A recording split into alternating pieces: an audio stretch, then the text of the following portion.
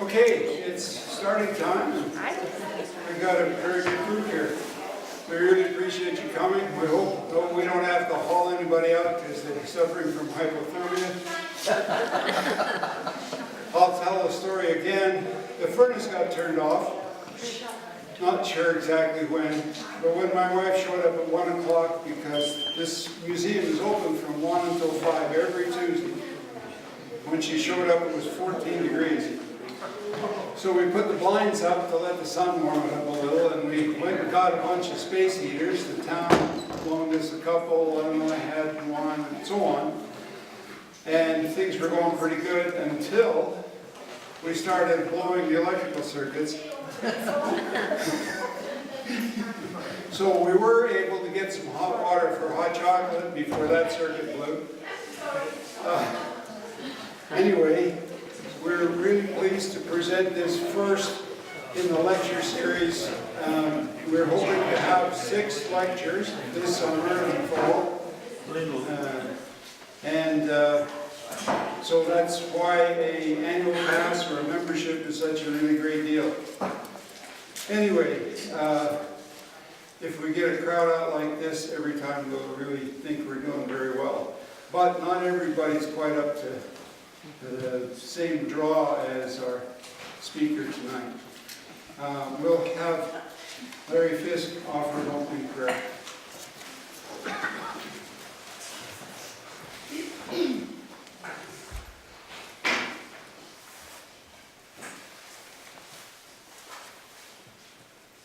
Our Heavenly Father, as we gather here tonight in this historical Greco building, we give Thee thanks for its presence here in our community, and the pioneers and the workers that went before us to bring this building here. We're grateful for all the work that goes forward to gather history for our community, and we're even more grateful to be able to hear a lecture this night on living history by our friend and colleague, Brother Rosenvall. We pray for him and ask Thee to continue to bless him in his ongoing efforts, and to be with him tonight as he presents the information that he has for us. Bless our minds and hearts that we can do better as we have been here this night. In the name of Jesus Christ. Amen. Amen. Now, the next item on the agenda is obviously introduction of the speaker, and normally that would be done by the president, who hasn't arrived yet.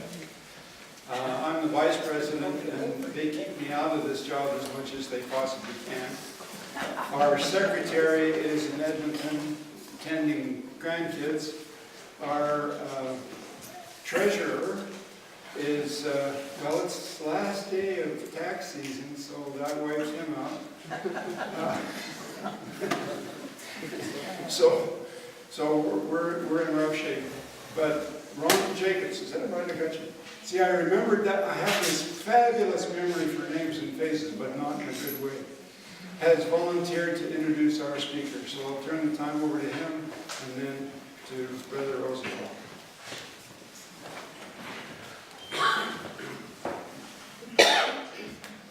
Can you all hear me okay? Yes. I've known my good friend Lynn Rosenvall for over 40 years. I first met him in Calgary. We served on the High Council in the Calgary North State. Shortly after that, he got called to be a councillor in the state presidency, then got called to be the state president of the North State, and then the Calgary West State.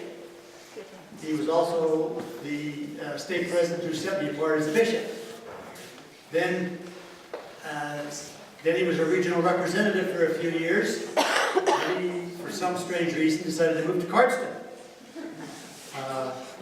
And there, of course, he worked in the temple, became the temple president. And I think everybody in the surrounding area know Lynn Rosenvall as the president of something.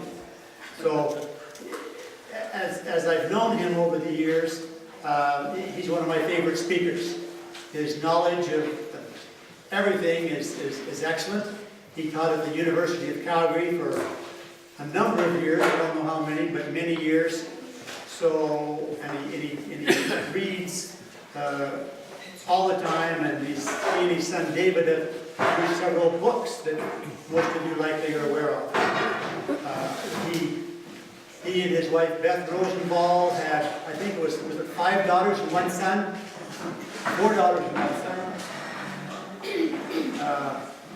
Beth passed away a few years ago, and he just recently married Marilyn Cahoon. And she's taking very good care of him, so thank you, Marilyn. Anyway, Lynn, I think we'll really enjoy what he has to say to us tonight. So, President Rosenvall, it's all yours.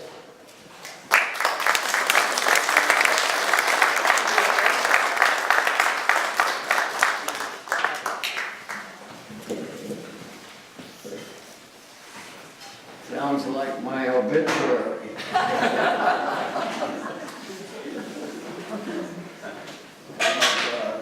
Two goals. One, to keep you awake, and second, keep you warm.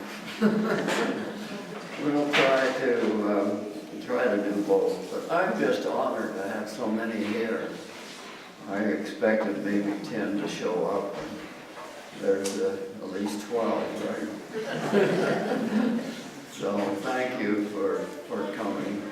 Let's have some fun tonight, reminiscing about events having to do with the rededication and the open house back in 1991. Okay, of our marvelous, marvelous temple. We'll, before we do that, though, I just want to share something with you that you may not be aware of. My wife, Beth, put together a collection of historical photographs, many of which are involved with the open house and rededication, and some were just of the temple itself. One day she was in her office, the matron's office, and for whatever reason she put her hand under the couch and felt some pictures, and she pulled them out and had a look at them, and they were historical pictures of our wonderful temple. And that became the genesis of our marvelous collection. For example, she ended up, let's see, with 1,300 pages of photographs, all with captions, all in 11 archival quality volumes. These 11 volumes are held in the archives of the church in Salt Lake. And they were all digitized for use in public libraries. So you can have access to these historical pictures. And if you look carefully, you'll find that you've got aunts and uncles and many others in this collection. And we hope that you use it. Now, in addition, the University of Lethbridge put aside some money to take and put these online. So you can go online at the university website and you can see what they have there. You just have to go to University of Lethbridge web or library under collection and then under Cardston. That's not too tough. And you'll find the complete collections there. And they assigned a young girl who knew something about the church. That helps, right? She knew the difference between a matron and a non-matron. Because we have different terminology, of course. But it's also here in the library in Cardston as well. So if you want to go down this memory lane, this collection is absolutely marvelous at what she put together. She would gather people around her desk at the temple, and they would come up with names. And when the church digitized them, they were shocked how many names we had of people. Generally, they get a collection in a shoebox. And this was all organized, all with names. And it's a marvelous thing to behold. So use that one, and I think you'll find that a help.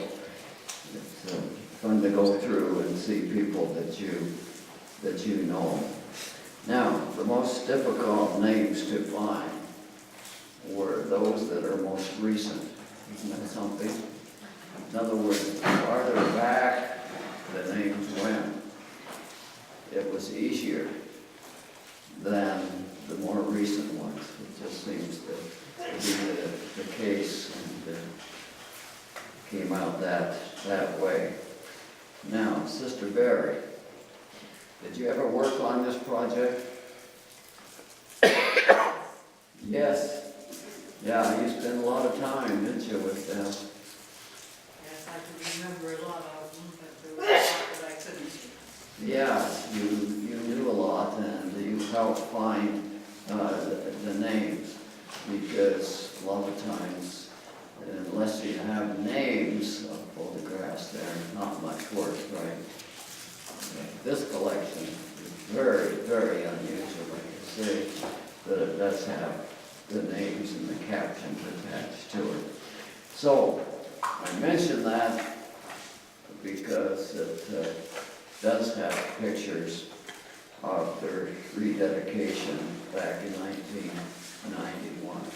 Okay, well, let's have some fun reminiscing about the past. How many were involved in what was going on back in 91? Keep your hand up. I want to see who the old ones are. That's why you're here, right? Yeah, that's a long time ago, really. We were all a bunch of kids, but anyway. Now,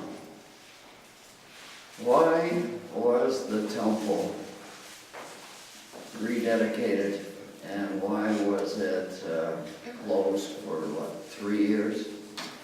Anybody know? Well, falling apart,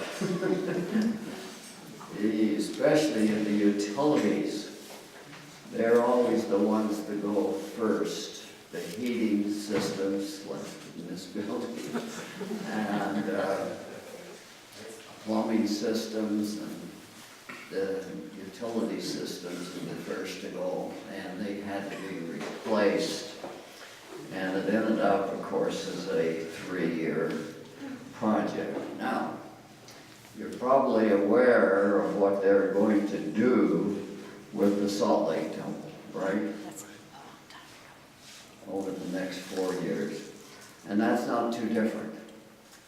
In other words, bringing them up to a standard, because, as President Nelson said, people wear out, buildings wear out, and they have to be updated. So that was primarily the reason for this.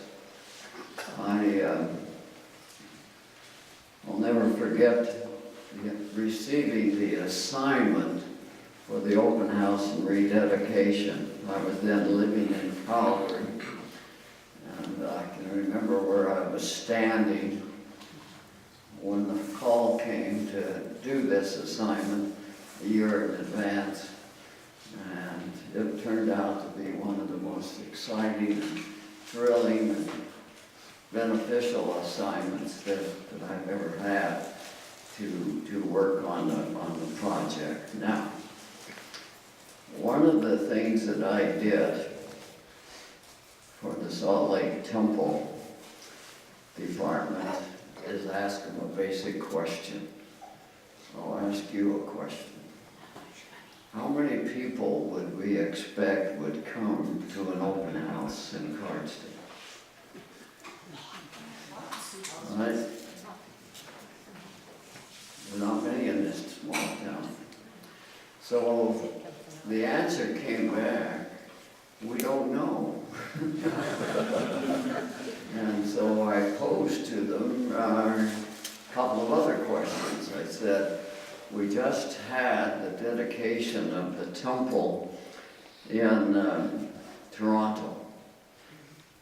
How many had come to that open house in that big city? And they said 60,000. Okay, we just had an open house in Chicago at that same time. How many came to that one? 65,000.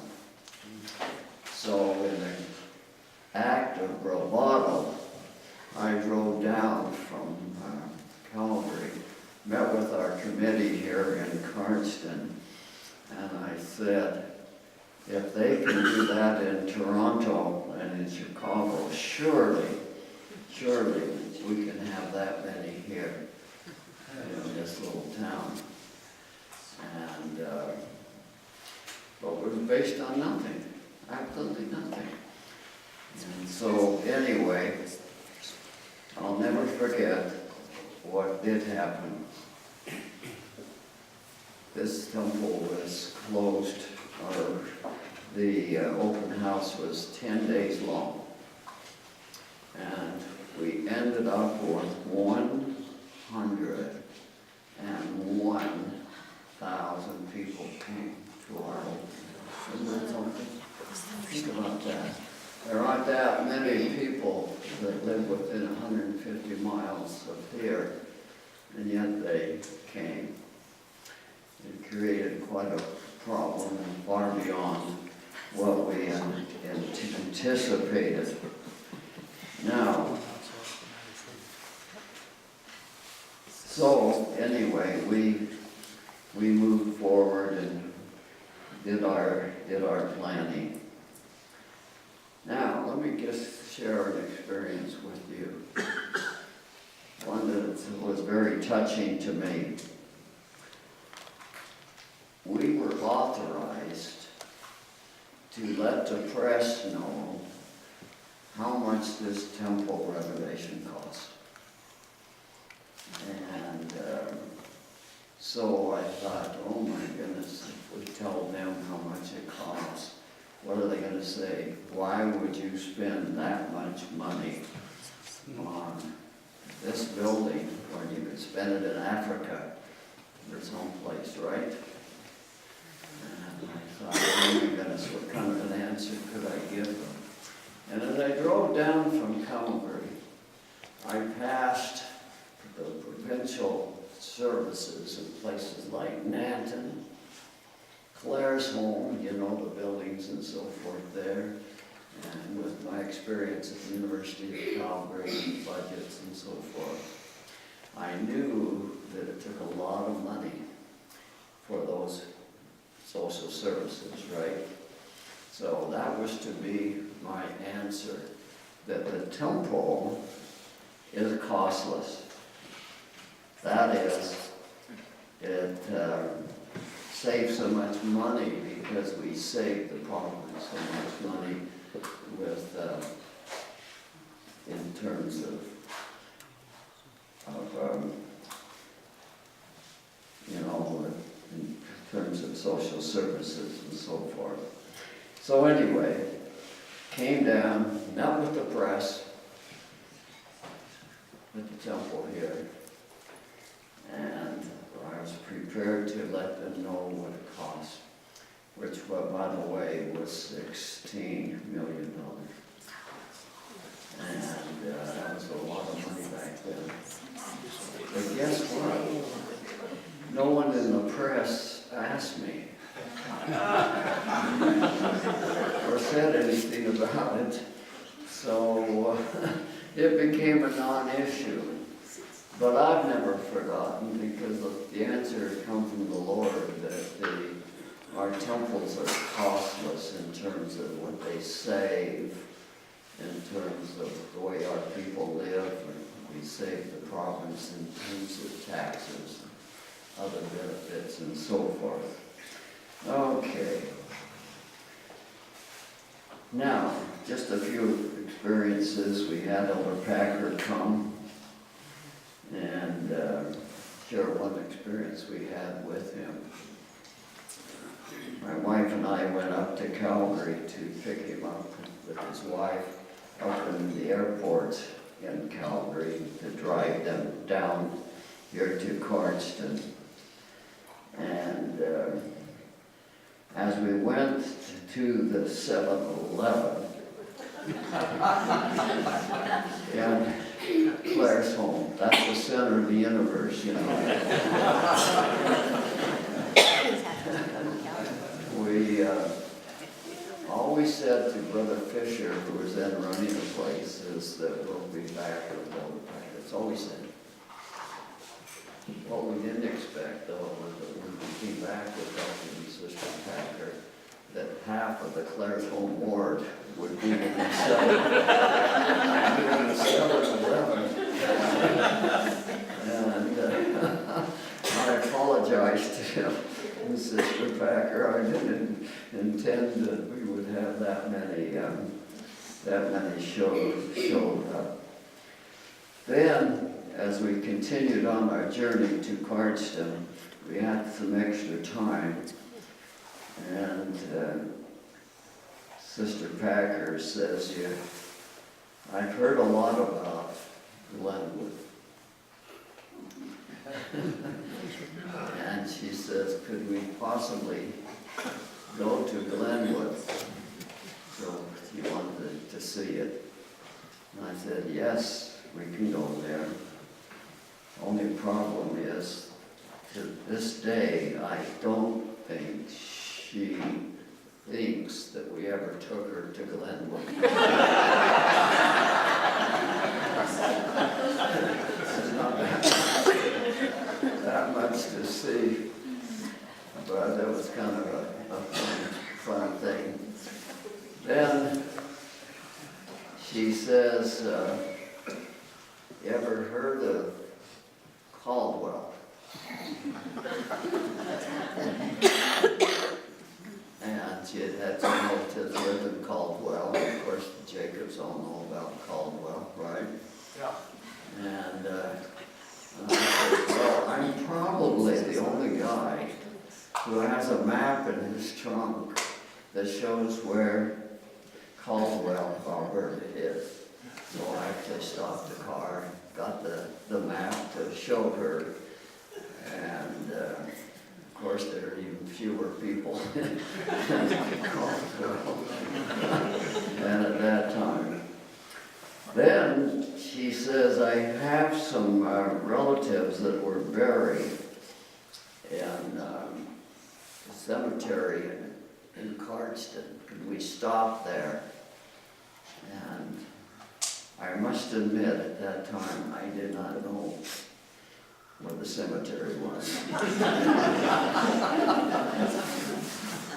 So I said a prayer and was able to drive to the cemetery. And then she wanted to find out the location of the gravestone of one of her relatives. And I said another prayer and walked right to it. I mean, it's not a small cemetery, right? So anyway, that was a fun experience. Okay, here's another one. That first day that we were open for open house, out of the 10 days, I think every wheelchair in Alberta showed up. And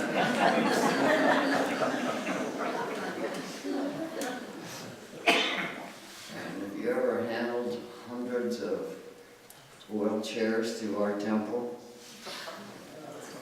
you know, it was a huge challenge for us to handle.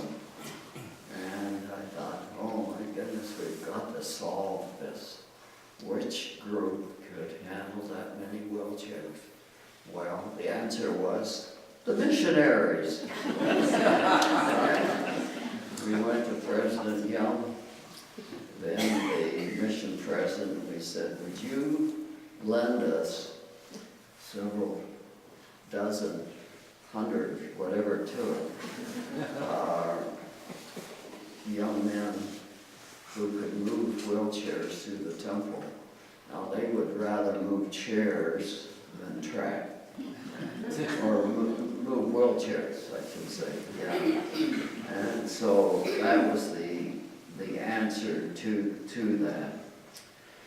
Now, another problem which we faced was that first day out of the 10 days, when I arrived, as far as I knew, the line of people went all the way to Etna. I could not see the end of it.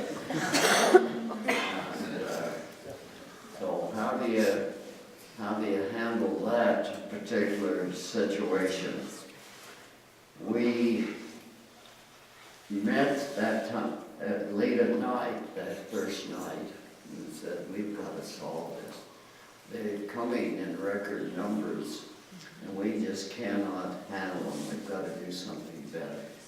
We were opening at 10 a.m. every morning, and it was taking 400 of our own people to take everybody through.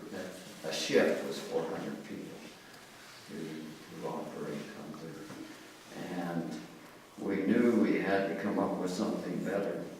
So as we met late at night, that first night, we said we got to solve it. And the solution was that we would open not at 10 a.m., but at 6 a.m. And so that's what we decided to do. But that took 400 extra people to do the task. And I'll never forget going to the Temple Street Chapel at 6 a.m. because we spent quite a few hours calling people, getting them all organized. I'll never forget the Temple Street Chapel, with that 400 there, all ready to go. Where else could you get that many people at that hour? Calling them late at night in order to help out. But it did do the job. It allowed us to handle a greater number of people. Okay. Here's another one. We knew that this experience would only happen once in our lifetime. So let's do it right. And right meant that, as you know, in the temple, we had every room had chairs in it, right? The laundry room, the cafeteria, every place had chairs, and we had television sets where they could watch it. So rather than just bringing in chairs like we've done here, we determined that every chair would match.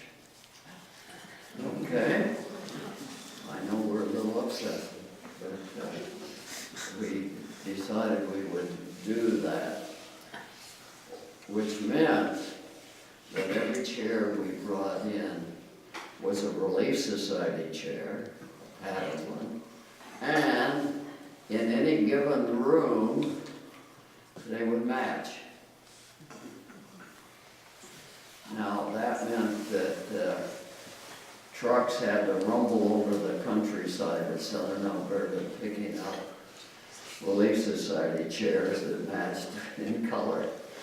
But why not, right? Why not? This is to be a once-in-a-lifetime experience for us. And we did that, and I've always felt good about it. It was all right to do that little task. No one ever complained. They never do. They just do what they're told, right? Okay. Now, guess who the most important people were in our training? When we had 400 on the ship, who was the most important person? It's those who do the parking. Right? Why? They're the first ones. They meet as they come in, right? They want to know where the restrooms are. They want to know where first aid is. They want to know where their brother is. Or whatever the question.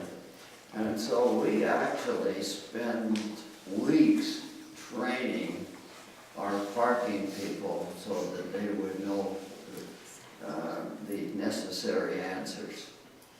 And that paid big dividends to do that. We always forget a bit about our parking people, but they're the most important. Okay. Now, as you may have remembered, we had so well organized that we brought people into the temple. This is now the rededication. We had 27,000 that came from rededication right after we finished with open. We made certain that our people were extremely well organized for that task alone. And the 27,000 is not a small number just for that. And I'll never forget President Hinckley, who was here. The very first session, we brought him down. He was using the temple president's office, kind of as his office.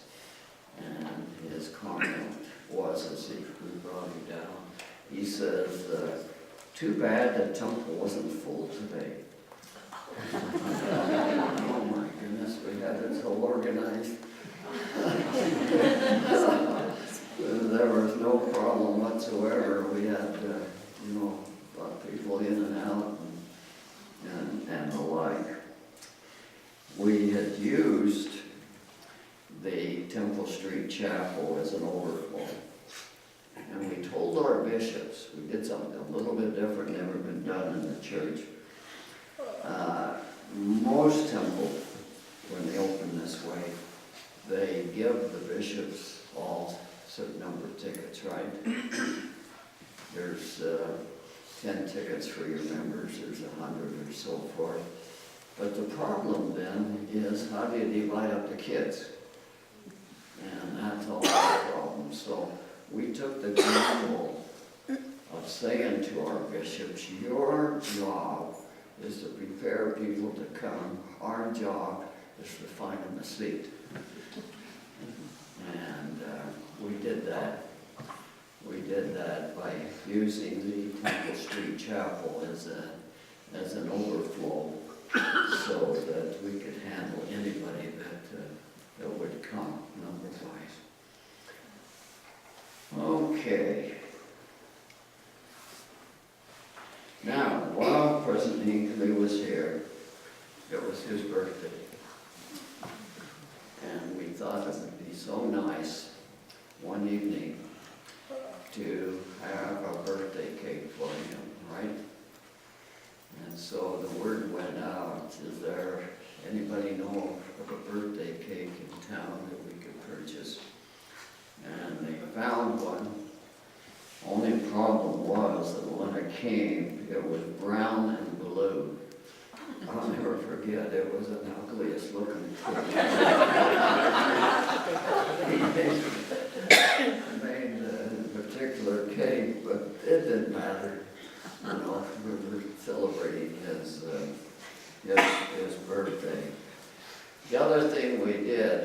June, and Sharon Quinton arranged through her connections at the carriage theater, or the carriage, whatever we call it, carriage house, to get the Queen's carriage, the one the Queen had ridden in. So we got that, and on a nice June evening, we took President Hinckley and Sister Hinckley and my wife and I, we drove around Cardston. It was just a beautiful, beautiful evening. The only problem was that security went crazy. And poor President Hinckley says, what do these guys think they could do if these whole horses bolted? I think he knew more about horses than security did, but anyway, we survived that as well. Now, another little thing we did, we had choirs, and each session had choirs, and we divided up the stakes here in southern Alberta so they could all participate. The problem, though, is that you can lose people between the Temple Street Chapel and the temple. You know, they see their aunts and uncles and their family, and they have to go. So we solved that. We actually hired buses to take them from the Temple Street Chapel to the temple. Not very far, but it solved the problem, right? So that they were forced to get on that bus. We drive them to the temple, take them up to the celestial room and so forth, but you have to do those sorts of things in order to control the public. Okay. Oh, then a couple of little experiences afterwards that I found interesting. I got a phone call from Sister Dew. She was preparing President Hinckley's biography at this time. And they called me. They were working on the caption for his book, which is coming out. And they wanted to know who was in certain pictures and so forth. President Hinckley says, well, you call Lynn Rosenvall, he'll know who was in the picture. And the first one that came wasn't too tough. It had a picture of Gary Fox, and it had a picture of there's a Brother Monroe. Ray Monroe. Ray Monroe. Pardon? Staff Sergeant Ray Monroe. Ray Monroe. I got the name right. Yeah. Oh, cool. Okay. Yeah, he was there in his regalia, and the picture with President Hinckley. So anyway, that got that sorted away, and then 30 minutes later I get a phone call again, and this time they needed more help on these captions for the pictures. And President Hinckley called Lynn Rosenvall, you know, to the picture. And when they told me, the picture was taken in Japan. I'd never been to Japan. And I thought, oh, okay. I said, well, try me. And believe it or not, I knew who was in the picture, even though it was taken in Japan. And so we got that one sort of around as well. Okay, well, that just gives you a feeling for what we did at that time to organize the troops. And Joe, you were involved, right? I remember well. Yeah, and so many of you were. I thought take a minute or two if you want to share something, some experience that you have. Anybody like to? Yeah. I was on the security team. I was one of the supervisors of the security team with Ted Shipley. You remember Yes. Brother Shipley was in charge of Yeah. setting up, and so him and I organized all the security crews for Uh-huh. 24 hours for 10 days and for the dedication services. Yeah. So I was working around the clock. I did a lot of all-nighters and put my wife to work and had a great experience. And when President Hinckley was here and President Monson was here and Elder Packard, they all had a big luncheon up at the Stake Center up in the East Hill. We did. And I was in charge of getting all the security for that building, for that luncheon. And so I got everybody their positions, and I put my wife and I at the front entryway. As they come out, President Packard came right over to my wife and I and shook hands and introduced himself, and we introduced ourselves. And President Monson came over to us and shook hands, and we visited. And I said, President, I said, I was 11 years old when you organized the Toronto Stake. I said, I was there at the Odeon Carlton Theatre as a young man. And he looked and stopped and he says, where were you from? So adamantly, and I said, I was from Simcoe. He said, Stafford Delve was your branch president back then. And I said, yeah, he was. He says, and Albert Scrivener was his first counselor. And I said, yeah, that was my uncle. And I was just blown away, and I looked him in the eye and I said, President, how in the world do you ever remember all those people? He looked at me so stern and he pointed his finger and wagged it in my face and he said, young man, I never forget my people. That was a great experience I had working on security. That's a true friend. He Well, was a thank great you for man. sharing that. Now, were you security at the motel up here? No, I didn't get to go there. Okay. We had security at the motel, and I remember President Hinckley, the next morning, he says, what are these men doing here? I said, President, they've been guarding you all night. And it was very touching. It was touching to him as well. Let me just throw in another little thing I just remembered as well.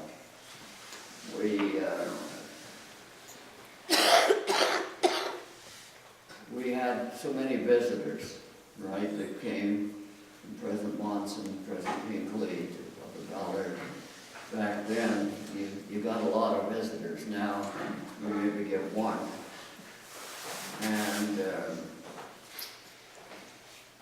remember Jack 80, he arranged for members of the MLA group to come. The largest group ever to leave Alberta together came to our open house as well. And when I learned that this large group was coming, and of course, you can guess where I learned they were coming. Center of the universe, Claire's home, 7-Eleven. That's true. So I went home to Calgary and called the First Presidency's office, and I said, this large contingent of MLAs are coming, and Don Getty. Right, I mean, it's a big time. And Premier of the province, and they said, well, we should meet protocol with protocol. So they said they'd get back shortly and let me know what they had decided how to handle this situation. The answer came that they said, we have assigned Elder Packard, Elder Ballard to come. And he will be our representative. Now, he's in England, they said. He knows nothing about this. We'll let him know when he arrives here in Salt Lake. That's the kind of life they lead, right? And so anyway, as we brought him down from Calgary to Cardston, he says, "Now tell me, what is Cardston near?" He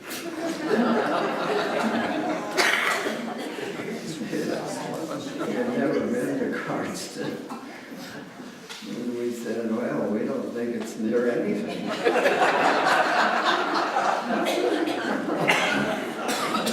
Kind of funny when you think about it. And anyway, he came on that. Any other experiences? Yes. I'd like to tell us, I took through it a less active member. As loud as you can. Pardon me? I took it, or met one of my friends that was a non-member. Yeah. And as we went up the stairs of the baptistry and then stood on the railing, looking down at the baptism font, he looked at that, and he looked at it, and he looked at it, and stood there for probably, I didn't want to interrupt him, but he stood there for approximately 10 minutes. And then he said to me, "I was baptized in that font." Yeah. I was telling you his name, but I don't think I should. Okay. Anything else you want to share? Yes, in the back there, that's what your brother had. Hilton Hatch. I was responsible for publicity for that open house. You were. You had to get the publicity, printed stuff to us, and you did it. We had ordered scores of thousands of pamphlets. Salt Lake had them printed in somewhere in eastern United States. Wisconsin, yeah. I think Wisconsin maybe. And anyway, they had to ship through customs, and then we had to get them a couple of months ahead of time so that we could get them distributed. And when they arrived at the border, we got a call saying they wouldn't allow them into Canada because they weren't bilingual. So it was too late to reprint. So with some fasting and prayer though, they finally called us and said, "I think we'll let them in." And so we were able to get them and get them out in time for publicity.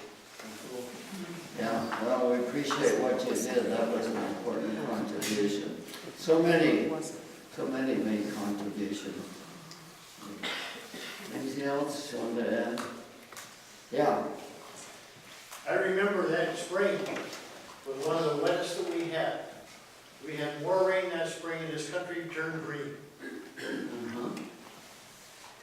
know, from an agricultural point of view, it was a blessing. And what better blessing could we have? Yes, yes. Well, you remember we were concerned about the rain. You remember how we handled it? Yes. We put up those tents. Yeah. And we had the tents in front of the temple in case it rained. And I'll never forget the time where one of the poles in one of the tents broke. And I thought, oh my goodness, knowing how we do things in Calgary, you'd have to wait a week or something to get it welded. And darn it, there was a welding truck there with less than 5 minutes. And only in Cardston, right? Kind of service. It's like when we wanted to close the street in front between the temple and the Temple Street Chapel. And I said, now how do we go about getting closure? Again, in Calgary, that'd be a big deal. And they said, oh, we'll just have to have a letter to the mayor. Well, Dan Johnson was the mayor and he was on our committee. I wrote a quick letter, passed it across the table, and it was a done deal. It was fun to be able to do things so quickly in this wonderful town, and otherwise Anything else you wanna share? Tell about the restaurant owner downtown. Oh, the restaurant owner. Yeah, we had organized our troops. Well, firstly, we wanted to take care of our people who came, our visitors, and so we were prepared to have pavilions where we would sell food. And some of the owners here in town, food owners, said, no, we think we can handle it. So we said, all right, you can do it, we'll withdraw our plans. And anyway, the next Monday,